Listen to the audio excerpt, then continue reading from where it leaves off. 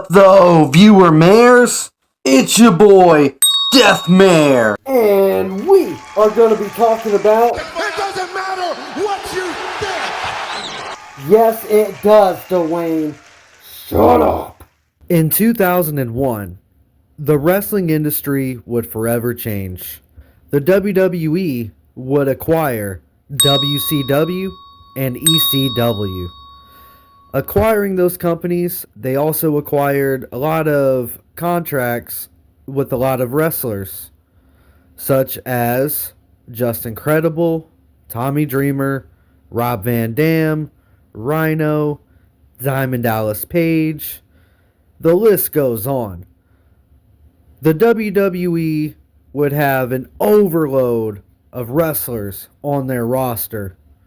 It wouldn't be too long before they decided to split that roster into two brands. After all, they already had two TV shows, Raw and SmackDown. Who are the top 10 SmackDown wrestlers of all time? Let's wrestle it. Ring the bell. Ding! Ding! This is my top 10 SmackDown wrestlers. Qualifications to be on this list means that you, as a wrestler, would have to be drafted onto SmackDown in order to be on the list. So there's probably not going to be any Attitude Era wrestlers hardly on this list. Simply based because the Attitude Era honestly ended around late 1999, and the brand split didn't happen until 2002. So if anyone was expecting The Rock to be on this list for SmackDown, a show that was named after him, I do apologize, but in the words of X-Pac, he just didn't cut the mustard.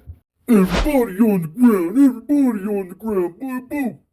While the WWE brand split between Raw and SmackDown was a great concept and provided WWE fans with two completely different shows, by the time 2011 came around, it got stale. The shows looked the exact same.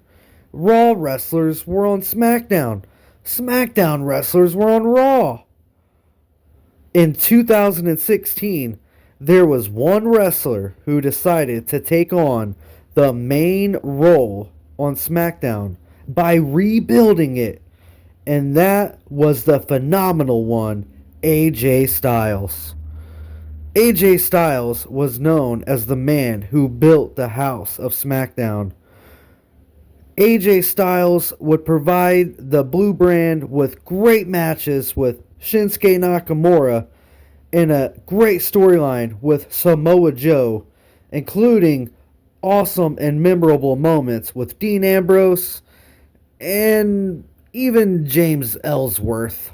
So props to AJ Styles for giving it his all to be solely a SmackDown wrestler and not constantly jumping over to Raw. It's much appreciated. During the first brand split between Raw and SmackDown, Edge was a big breakout star. The company had high hopes for Edge, so they put him on the Blue Brand. Edge in the early 2000s was constantly trying to climb the ladder of WWE. Edge had legendary matches for the Blue Brand with Eddie Guerrero, Chris Jericho, and Kurt Angle. In 2007, Edge returned to the Blue Brand, and in doing so cashed in his Money in the Bank contract on The Undertaker. This time around on SmackDown, Edge had a new character, the Rated R Superstar. 'Superstar. Edge would go on to provide an amazing storyline with The Undertaker, including great moments, WrestleMania matches, and one fiery ending to that story. The year was 2002. The skeleton of the Attitude Era was falling into a pile of bones. The WWE would change direction and usher in ruthless aggression. Brock Lesnar won the WWE title in 2002 and then would become exclusive to SmackDown, forcing the Raw brand to bring back the World Heavyweight Championship. Brock Lesnar would lead this new era of ruthless aggression. Brock Lesnar was a breath of fresh air for the WWE. He had the body of the Warlord and the athleticism of Owen Hart. Brock Lesnar would have amazing legendary matches with Kurt Angle, Eddie Guerrero, The Big Show, and The Undertaker. Hell, Brock Lesnar was even the cover star of the greatest wrestling video game of all time, SmackDown, Here Comes the Pain. Brock Lesnar would be ranked higher on this list, but due to the short amount of time he was on solely SmackDown before leaving to pursue other dreams, I had to put him at number 8. So, sorry, Brock Lesnar fans. Everybody. In 2006, the SmackDown Kingdom was void of a top bad guy character, as well as a king. Enter in King Booker! Formerly known as Booker T, King Booker would reign the SmackDown Kingdom with an iron fist. From his crown, cape, accent, and queen, King Booker became World Heavyweight Champion in 2006 after beating Rey Mysterio at the Great American Bash.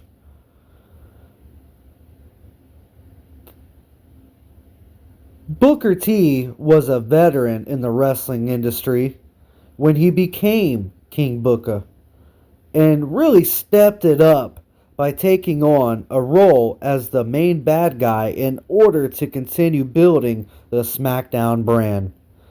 All hail King Booker!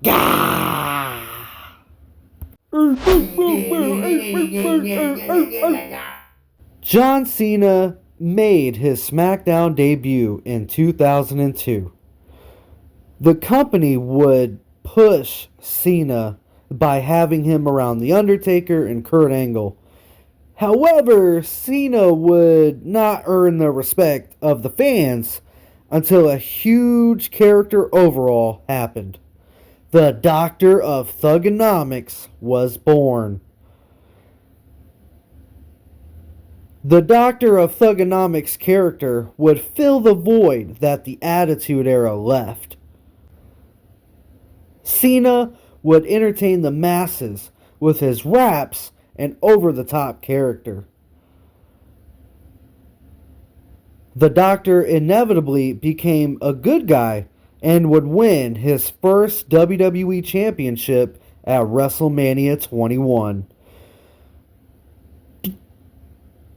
Due to Linda McMahon going into politics and the Chris Benoit tragedy, the company was forced to become PG, and the great character that John Cena once had would have to go away, unfortunately.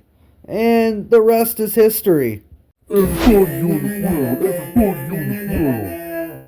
Rey Mysterio debuted in WWE in 2002 and instantly became an attraction for the SmackDown brand. During this time, the Blue brand would try to resurrect a dead division known as the Cruiserweight division. Ray was the perfect choice to base that division around. In 2006, Ray would do the impossible. A cruiserweight would become the World Heavyweight Champion, and on the biggest stage, WrestleMania. Ray would have some of the best matches for the SmackDown brand, including against Kurt Angle at SummerSlam 2002, and in some amazing storylines, such as the one with Eddie Guerrero. Who really is Dominic's Poppy?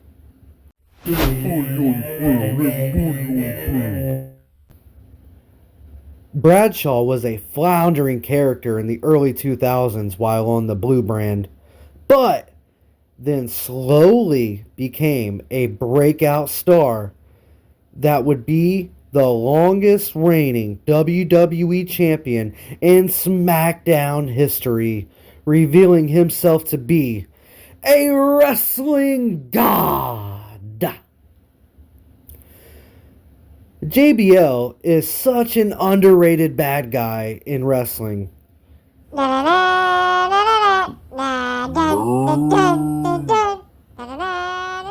And without him, you could argue we wouldn't have so many favorite good guys around that time period.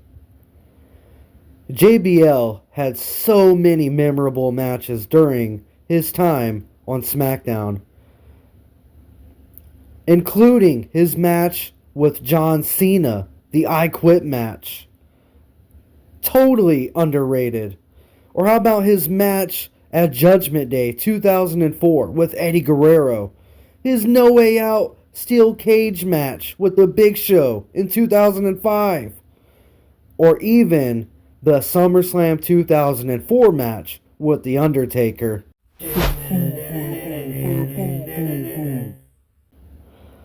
It's hard not to think about Kurt Angle and not think about SmackDown.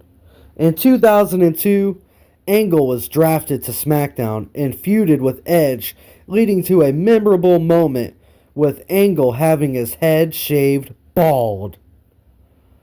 Angle would go on to twist his character from being a spaz to more serious by forming Team Angle and becoming WWE Champion.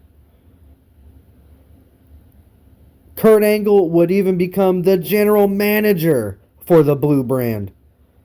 In 2005, Kurt Angle would be once again drafted to SmackDown and become World Heavyweight Champion. Who could forget about Kurt Angle's legendary rivalry with Brock Lesnar? In 2002, after being rehired by the WWE, Eddie Guerrero became a member of the SmackDown roster. Eddie and his nephew Chavo would become the SmackDown Tag Team Champions that same year. Eddie's popularity quickly rose due to his charisma, comedic timing, and amazing promo skills. Eddie Guerrero stood out and was respected by his peers, so much that in 2004, he was the one to dethrone Brock Lesnar and become WWE Champion. Eddie would have great matches and storylines with The Big Show, John Cena, Rey Mysterio, The Animal Batista, and JBL. Eddie Guerrero sadly passed away in 2005. And even placed a seed for future storylines to happen after his death. I think I know who Dominic's Poppy is. The Undertaker was signed by Stephanie McMahon in 2002 to SmackDown. Undertaker would carry the Blue brand for ever. He was never officially drafted to Raw after being signed to SmackDown in 2002. The Undertaker would be the cornerstone of SmackDown. He would have feuds with John Cena, Brock Lesnar, Mr. Kennedy, Edge, Vince McMahon, and even a train. I mean, a train. Undertaker would start on the blue brand as the Biker Taker and then would transform into the classic Dead Man Undertaker after being buried alive. Undertaker's time on SmackDown as a brand lasted over 10 years. That in itself is a Hall of Fame career. Hey, that's the list. If you don't agree, I don't know what to tell you. Drop a comment down below. Let me know. But the match is over. Ring the bell. Ding! Ding!